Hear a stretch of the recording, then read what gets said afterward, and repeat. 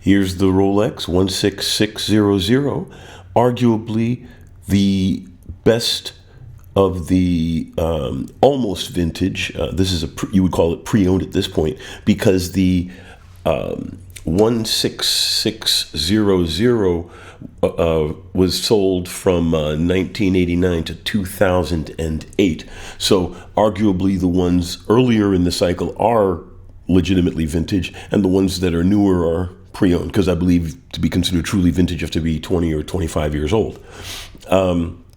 This one has aluminum bezel, white markings, no red print or highlighted in any way, and there are two interesting details about this watch that make it stand out as a horologically significant piece of Rolex Submariner family history. And this is the first to have a full bridge movement within the sports family. Now, the Rolex Prince did have a full bridge movement prior to the Submariner and the Sea-Dweller having a full bridge movement, but that doesn't quite count because that's a dress watch, and at that point the full bridge was probably more to be aesthetically pleasing with the rest of the design, but you never know.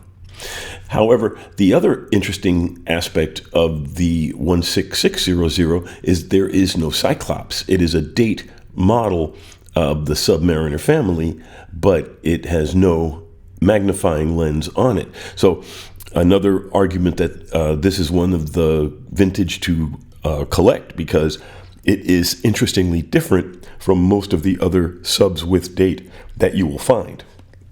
Now, it does have the helium escape valve here on the side, because the Sea-Dweller goes deep enough to be considered for saturation diving.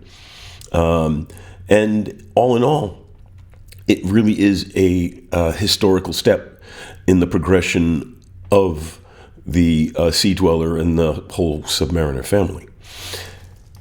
So it, of course, screw down crown and the like. It is a 40 millimeter piece, which is another plus for it as an all-around sports watch, because 40 is pretty much the sweet spot nowadays for an all-around daily wear watch.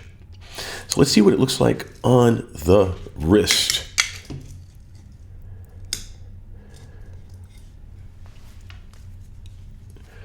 Wristwatch check. I'm wearing my Zenith El Primero Chronomaster Open Heart.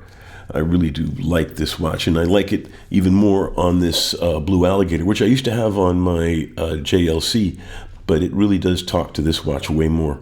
I really do enjoy this piece. There's a review on it in the archive. There we go. Open this up. Of course, old school stamped clasp, but still quite durable and rugged. This is a little tight on me because I borrowed this from my son-in-law, and he has a slightly thinner wrist. But on my 8.5, it looks very nice. Has great wrist presence. I mean, it's a classic piece. What can you say? It's really got a lot going for it.